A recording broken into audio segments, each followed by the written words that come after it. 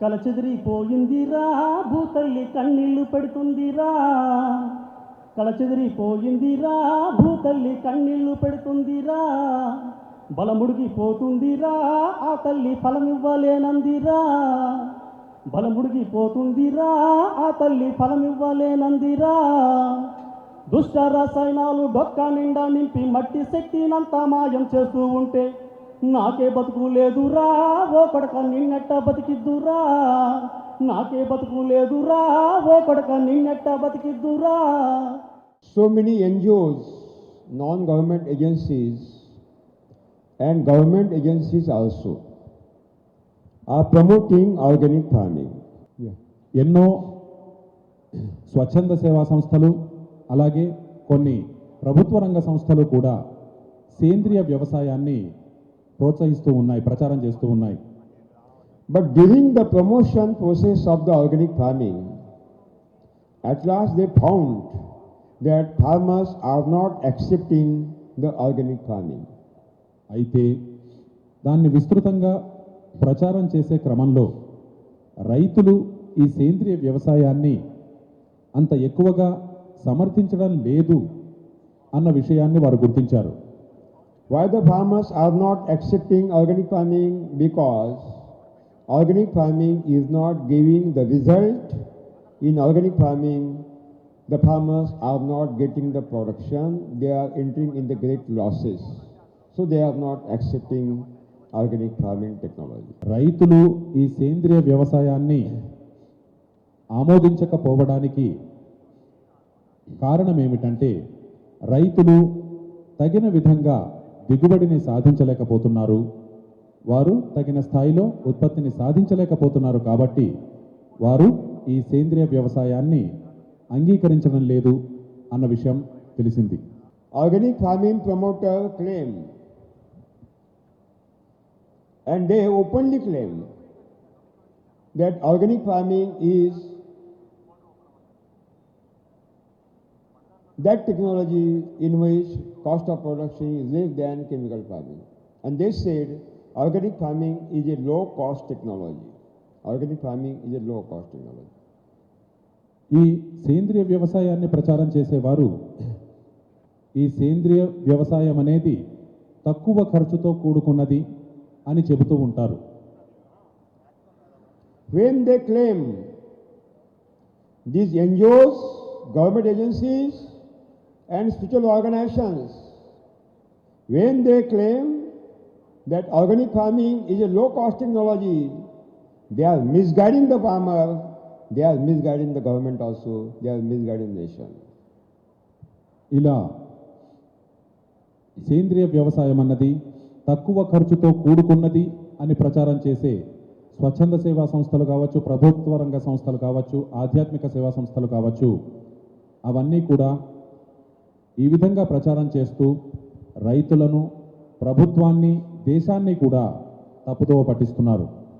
The reality is that organic farming is not a low cost technology, it is a high cost technology.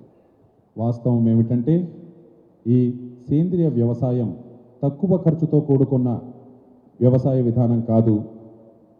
ఈ సేంద్రియ వ్యవసాయం అన్నది ఎంతో ఖర్చుతో కూడుకున్న ఖరీదైనటువంటి వ్యవసాయ విధానం. When I claim that organic farming is not a low cost technology, it is a high cost technology, then it becomes my commitment to prove it scientifically. ఈ సేంద్రియ వ్యవసాయం అన్నది తక్కువ ఖర్చుతో కూడుకున్నది కాదు, అది ఎంతో ఖరీదైనది అని చెప్పినప్పుడు ఈ విషయాన్ని నిరూపించవలసిన బాధ్యత నాపై ఉంది. Let us verify. ఈ విషయాన్ని పరిశీలిద్దాం. The chemical farming promoter may be agriculture scientist and Department of Agriculture and NGOs. They said, they promote that in chemical farming you have to utilize and purchase 20 cartloads of the FOM, this much bags of the urea, phosphate, potash and insecticide, fungicides. ఒకవేళ ఈ రసాయన వ్యవసాయాన్ని ప్రచారం చేసేటువంటి వాటిని ప్రోత్సహించి చేసేటువంటి వారు శాస్త్రజ్ఞులు కావచ్చు, వ్యవసాయ శాఖ కావచ్చు, లేదు స్వచ్ఛంద సంస్థలు కావచ్చు, వారు దీనికోసం ఈ 20 బండ్ల పేడ ఎరువు కావాలి, ఇంత మోతాదులో ఈ ఫాస్ఫేట్ ఎరువు, పొటాష్ ఎరువు మీరు తీసుకోవాలి, ఇన్ని క్రిమిసంహారకాలు వాడాలి అని చెబుతారు. An organic farming promoter suggesting to farmer to purchase vermicompost from the market, organic fertilizers and biopesticides from the market. అలాగే ఇప్పుడు మీరు సేంద్రియ వ్యవసాయ విధానాన్ని ప్రచారం చేసే వాళ్ళని గమనిస్తే వారు కూడా రైతును బజారు నుంచి ఈ వెర్మి కంపోస్ట్ కొనుగోలు చేయాలని, అలాగే సేంద్రియ ఎరువులను, అలాగే జైవ క్రిమి సంహారకాలను కొనుగోలు చేయాలని చెప్పేసి చెబుతూ ఉంటారు. Let us compare the input cost of the chemical farming and input cost of the organic farming. రసాయన వ్యవసాయానికి అయ్యే పెట్టుబడిని, సేంద్రియ వ్యవసాయానికి అయ్యే పెట్టుబడిని మనం పోల్చి చూద్దాం. When any farmer will purchase 1 ton of the cow dung manure from the market in chemical farming, he will expend minimum 2,000 rupees per ton. 1 ton means 2 cartloads of the FOM. ఒక రైతు బజారు నుంచి 1 టన్ను అంటే 2 బండ్ల పేడ ఎరువును కొనుగోలు చేసినట్లయితే అందుకోసం తను 2,000 రూపాయలు ఖర్చు చేయవలసి ఉంటుంది. But in organic farming, where any organic farmer will purchase 1 ton of the vermicompost from the market, he will invest minimum 5,000 rupees. That means cost of production in chemical farming only 2,000 and cost of production in organic farming 5,000. That means these people are misguiding the farmer that the organic farming is a low cost technology. Basically it is not low cost technology, it is a high cost technology. Organic farming is a high cost technology. అదే మీరు సేంద్రియ వ్యవసాయాన్ని పరిశీలించినట్లయితే అందులో 1 ton vermi కంపోస్ట్ను మీరు కొనుగోలు చేయాలంటే అందుకు 5,000 రూపాయలు ఖర్చు చేయవలసి ఉంటుంది. కాబట్టి రసాయన వ్యవసాయంలో ఈ పేడ ఎరువు కోసం 2,000 రూపాయలు ఖర్చు అయితే సేంద్రియ వ్యవసాయంలో 5,000 రూపాయలు ఖర్చు అవుతుంది. కాబట్టి సేంద్రియ వ్యవసాయం తక్కువ ఖర్చుతో కూడుకున్నది అన్న వాదన సరికాదు, అది చాలా ఎక్కువ ఖర్చుతో కూడుకున్నది. Let us compare fertilizer and manure. When any chemical farmer will purchase 1 bag of the urea from the market, what is the cost? What is the cost? Urea 1 సంచి ధర ఎంత ఉందండి? You know. Okay. మీ అందరికీ బాగా తెలుసు. Okay. That means if any chemical farmer will purchase 1 bag of the urea, he will invest 400, 500. On contrary, you go to the market, 50 kg organic fertilizer bag, cost is minimum 900 to 3,000 rupees. That means urea 400 rupees and organic fertilizer 3,000 rupees. That means organic farming is not a low cost technology, it is a high cost technology. రసాయన వ్యవసాయంలో మీరు ఎరువును వాడాలనుకుంటే urea 1 సంచి మీకు దాదాపు 400 రూపాయలు ఖర్చు అవుతే, అదే సేంద్రియ ఎరువు 50 కేజీలు మీరు కొనుగోలు చేయాలనుకుంటే అది కనీసం 900 రూపాయలతో మొదలై 3,000 రూపాయల వరకు ఉంటుంది. కాబట్టి రసాయన ఎరువు 400 రూపాయలు అయితే సేంద్రియ ఎరువు 3,000. కాబట్టి సేంద్రియ వ్యవసాయం తక్కువ ఖర్చుతో కూడుకున్నది అనడం పూర్తిగా అవాస్తవం. Let us compare the cost of the harmful chemical insecticides and herbal organic insecticides. అలాగే ఈ రసాయన వ్యవసాయంలో ఉపయోగించేటువంటి ప్రమాదకరమైనటువంటి క్రిమిసంహారకాలు, అలాగే సేంద్రియ వ్యవసాయంలో ఉపయోగించేటువంటి క్రిమిసంహారకాలు, వీటికయ్యే ఖర్చును గురించి పోల్చి చూద్దాం. When any farmer will purchase 1 liter of the endosulfan or any insecticide from the market, what is the cost? ఎవరైనా 1 లీటరు ఎండోసల్ఫాన్ Kitna? కొనాలంటే దాని ధర ఎంత ఉంటుందండి?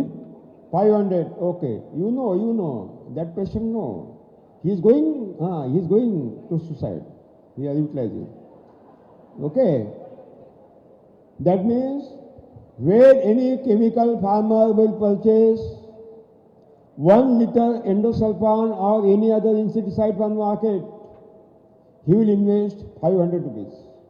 You go to the market and investigate the prices of the herbal insecticide in organic farming. You will see 1 liter of the herbicide, 1 liter of the herbal insecticide, minimum 1100 to 11,000 also. That means in chemical farming 400 rupees, in organic farming multiple thousands of rupees. It is totally wrong decision or concept or claim of the NGOs and promoter of the organic farming that organic farming is a low cost technology. Totally wrong. The truth is that organic farming is not a low cost technology, it is a high cost technology. రసాయన వ్యవసాయంలో 1 litre endosulfan వంటి క్రిమిసంహారకాల ధర 500 రూపాయలుంటే, సేంద్రియ వ్యవసాయంలో ఈ herbal క్రిమిసంహారకాలు ఏవైతే ఉంటాయో, ఈ సేంద్రియ క్రిమిసంహారకాలు వాటి ధర దాదాపు 11,000 వరకు ఉంటుంది, ఎన్నో రెట్లు ఎక్కువ. కాబట్టి ఈ సేంద్రియ వ్యవసాయం తక్కువ ఖర్చుతో కూడుకున్నది అన్న వాదన పూర్తిగా తప్పు. And it is another truth that organic farming is not giving the result, organic farming is not giving the production. ఇక మనం ఒప్పుకోవలసిన మరొక నిజం ఏమిటంటే, ఈ సేంద్రియ వ్యవసాయం అన్నది తగిన దిగుబడిని, ఉత్పత్తిని మనకు అందించలేకపోతూ ఉంది. That's why when NGOs or government agencies or spiritual organizations promote organic farming, farmers are not accepting because of this high level of the input cost and no production at all. అందుకే స్వచ్ఛంద సంస్థలు కానీ, ప్రభుత్వ రంగ సంస్థలు కానీ, ఆధ్యాత్మిక సంస్థలు కానీ ఈ సేంద్రియ వ్యవసాయాన్ని ఎంతగా ప్రచారం చేయాలనుకున్నప్పటికీ రైతులు ఈ అధిక పెట్టుబడులు, అలాగే ఎక్కువ దిగుబడి లేకపోవడం అనేటువంటి అంశాల వల్లనే దాన్ని అమలు చేయలేకపోతున్నారు, అంగీకరించలేకపోతున్నారు. So now the NGOs change the mentality. They have changed the trap. Now they are telling about zero budget natural farming inputs. They are promoting Jivamrutam, Ghana Jivamrutam, Brahmastram, Agniastram, Dashpandikasham, entire. But they are not taking the name zero budget natural farming. They are telling that it is a organic farming, or now they have stopped the utilization of organic farming. They are telling it is a non-chemical farming, arasayanik kheti, non-chemical farming. They are not taking the name zero budget natural farming. They are promoting unchemical farming. ఈ సత్యాన్ని గుర్తించే స్వచ్ఛంద సంస్థలన్నీ కూడా చాలా వరకు ఈ పూర్తిగా పెట్టుబడి లేని ప్రకృతి వ్యవసాయ విధానాలనే, జీవామృతం కావచ్చు, ఘన జీవామృతం, బ్రహ్మాస్త్రం, అగ్ని అస్త్రం, ఇలా వీటితో కూడినటువంటి ఈ పెట్టుబడి లేని ప్రకృతి వ్యవసాయ విధానాన్నే ప్రచారం చేస్తూ ఉన్నాయి. అయితే ఈ పేరుని ఉపయోగించి కాదు, వారు మరో పేరుతో, అది సేంద్రియ వ్యవసాయం అని కావచ్చు, లేదు రసాయన రహిత వ్యవసాయం అని కావచ్చు, వారు ఈ పెట్టుబడి లేని ప్రకృతి వ్యవసాయ విధానాన్నే మరో పేరుతో వారు ప్రచారం చేస్తూ ఉన్నారు. There is no chemical free farming at all. There is no chemical farming existed in the universe. అయితే మిత్రులారా, రసాయన రహిత వ్యవసాయం అన్నది ఎక్కడా లేదు. It is the scientific truth. It is the scientific truth that the roots of any plant take the nutrient from the soil in only chemical form. They can't take the nutrient in organic form. That is the fundamental scientific truth. అయితే మౌలిక శాస్త్రీయ సత్యం ఏమిటంటే, ఏ మొక్క అయినా కూడా తనకు కావలసినటువంటి పోషకాలను రసాయనాల రూపంలోనే తీసుకుంటుంది తప్ప మరే విధంగానూ సేంద్రియ రూపంలో కాదు. కాబట్టి మొక్కలకు కావలసినటువంటి పోషకాలన్నీ కూడా రసాయనాల రూపంలోనే వాటికి అందుతాయి. ఇది మౌలిక శాస్త్రీయ సత్యం. The roots want all the nutrients in chemical form, but in the soil there is no any nutrient in chemical form is existed. Not at all. All the nutrients are existed in the soil in organic form, in the form of the residues of the crops. అయితే మొక్కలు ఏ పోషకాన్నన్నా స్వీకరించగలిగేది రసాయన రూపంలోనే. కానీ మొక్కలకు కావలసినటువంటి ఏ పోషకము కూడా నేలలో రసాయన రూపంలో ఉండదు. నేలలో మొక్కలకు కావలసినటువంటి పోషకాలన్నీ కూడా ఈ పంటల అవశేషాల వల్ల సేంద్రియ రూపంలో ఉంటాయి. And variable species of beneficial effective microorganisms convert organic nutrient into chemical form, and then roots are getting the chemical form nutrient. అయితే రకరకాల మేలు చేసే ప్రభావవంతమైనటువంటి సూక్ష్మజీవులు నేలలో సేంద్రియ రూపంలో ఉన్నటువంటి ఈ పోషకాలను రసాయన రూపంలోకి మార్చి మొక్కలకు అందిస్తాయి. If there is no any existence of the chemical free farming in the nature, and that means the NGOs are misguiding the farmer that they are giving the name chemical free farming to zero budget natural farming. Totally wrong, totally unscientific. కాబట్టి ప్రకృతిలో రసాయన రహిత వ్యవసాయం అనేదే లేదు. అటువంటప్పుడు ఈ వ్యవసాయానికి రసాయన రహిత వ్యవసాయం అని పేరు పెట్టడం ఏమాత్రం సమంజసం కాదు. Some NGOs and the spiritual organization now started to practice zero budget natural farming. All inputs they are followed. They are following definitely, but they are not taking the name zero budget natural farming. They have given the name Go Adharit Kushi, cow-based farming. అలాగే మరికొన్ని స్వచ్ఛంద సంస్థలు పూర్తిగా ఈ పెట్టుబడి లేని ప్రకృతి వ్యవసాయ విధానాన్ని యథాతథంగా అమలు చేస్తూ దానికి ఈ పేరు zero budget natural farming ZBNF అనే పేరు ఉపయోగించకుండా అందుకు బదులుగా గో ఆధారిత వ్యవసాయం అన్న పేరును వాడుతూ ఉన్నారు. When, if any, non-government agency or the Department of Agriculture or spiritual organization take the name Go Adharit Kushi, cow-based farming, they misguide the farmer, they misguide the government, because it is the absolute truth, that there is no Go Adharit Kushi which is beneficial for ecosystem. On contrary, organic farming is more dangerous. Cow-based farming is more dangerous, which destroy natural resources.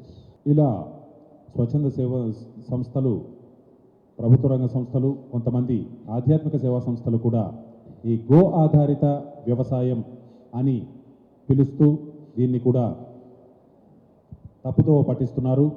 నిజానికి ప్రకృతి వనరులకు హాని చేయనటువంటి go ఆధారిత వ్యవసాయం ఏది లేదు. ఈ గో ఆధారితమైనటువంటి సేంద్రియ వ్యవసాయం ప్రకృతి వనరులకు హానికరమైంది.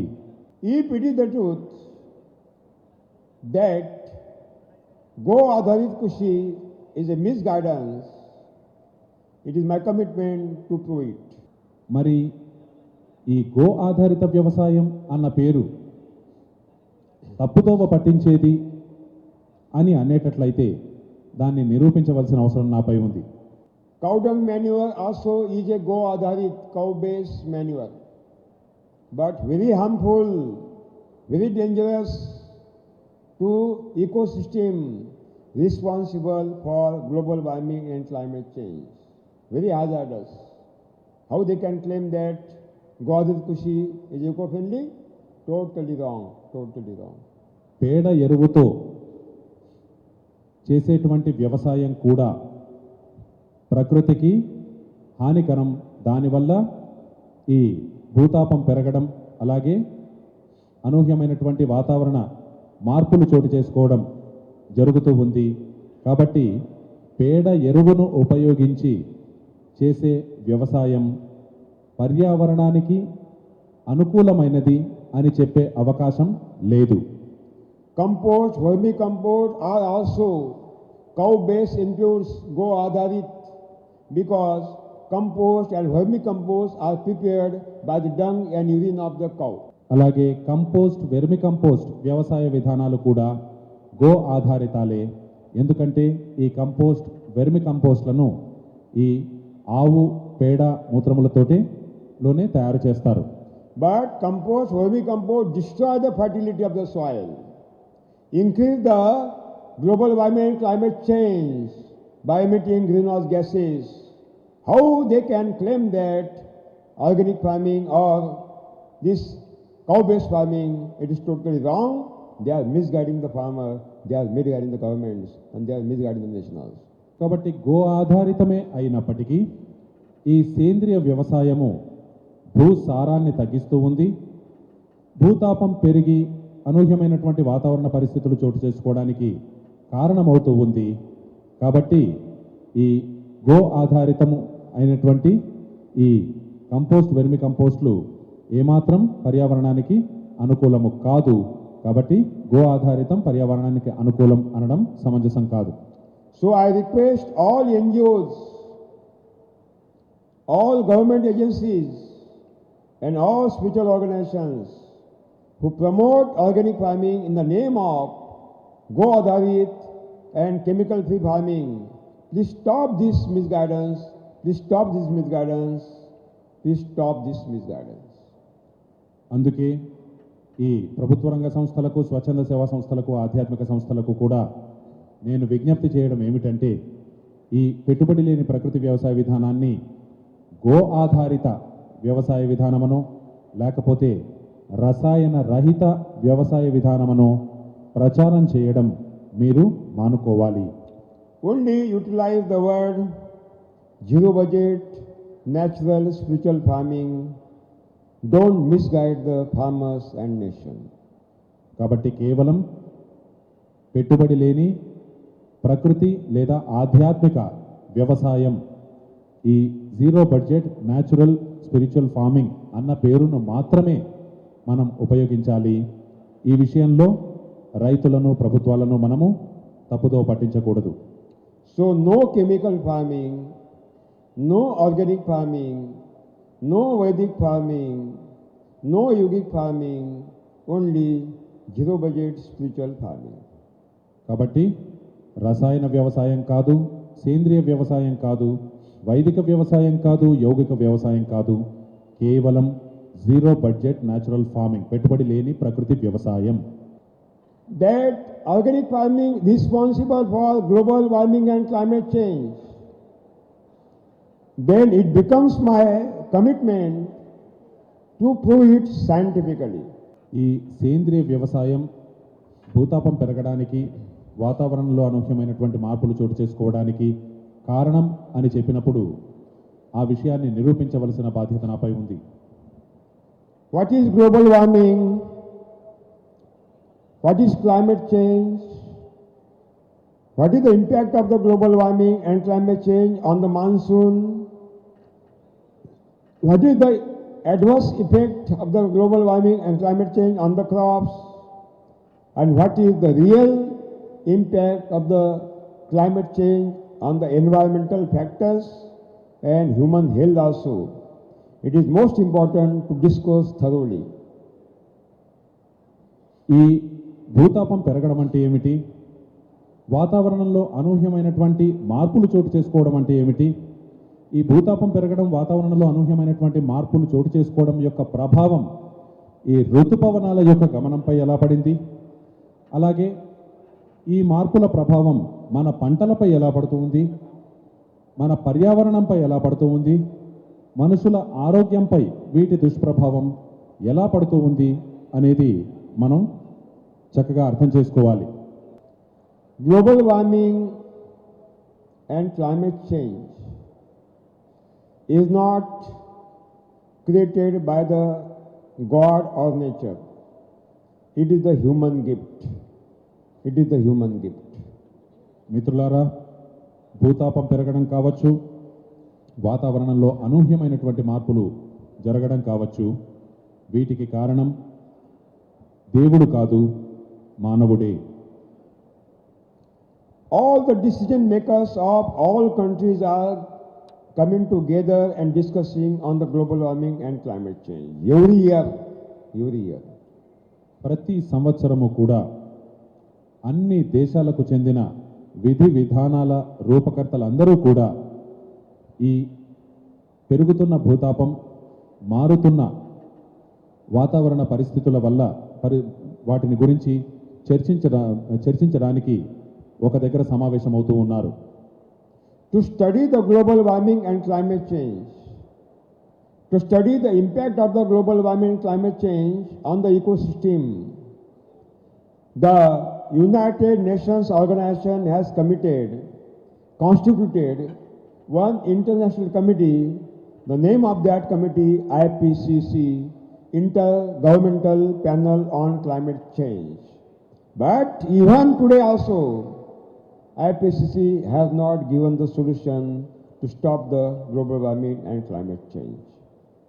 ఈ పెరుగుతున్న భూతాపాన్ని, అనూహ్యంగా మారుతున్న వాతావరణ పరిస్థితుల్ని అధ్యయనం చేయడానికి, ఈ పర్యావరణంపై వాటి దుష్ప్రభావం ఎలా ఉందో గుర్తించడానికి ఈ ఐక్యరాజ్య సమితి ఒక ప్రత్యేకమైనటువంటి సంస్థను, inter governmental Panel on Climate Change అనే సంస్థను ఏర్పాటు చేసింది. అయినప్పటికీ ఇప్పటికీ కూడా వారందరూ కూడా ఈ విషయంలో ఒక స్పష్టమైనటువంటి అభిప్రాయానికి రాలేకపోయారు.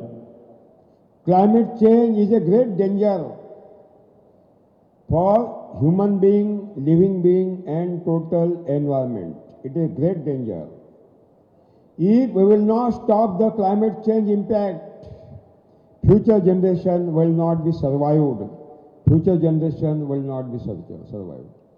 ఈ వాతావరణంలో చోటు చేసుకుంటున్న అనూహ్యమైనటువంటి పరిణామాలు ఏవైతే ఉన్నాయో ఇవి మానవుల ఆరోగ్యానికి, సకల జీవుల ఆరోగ్యానికి, అలాగే మొత్తం పర్యావరణానికి అత్యంత ప్రమాదకరమైనవి. ఈ మార్పులను మనం నియంత్రించకపోతే, వాటిని అరికట్టకపోతే మన భావి తరాల మనుగడే ప్రశ్నార్థకమవుతుంది. కలచెదిరిపోయిందిరా భూతల్లి కన్నీళ్లు పెడుతుందిరా, కలచెదిరిపోయిందిరా భూతల్లి కన్నీళ్లు పెడుతుందిరా, బలముడిగిపోతుందిరా ఆ తల్లి ఫలమివ్వలేనందిరా, బలముడిగిపోతుందిరా ఆ తల్లి ఫలమివ్వలేనందిరా. దుష్ట రసాయనాలు డొక్కా నిండా నింపి మట్టి శక్తినంతా మాయం చేస్తూ ఉంటే నాకే బతుకు లేదురా ఓ కొడక నిన్నెట్ట బతికిద్దురా, నాకే బతుకు లేదురా ఓ కొడక నిన్నెట్ట బతికిద్దురా.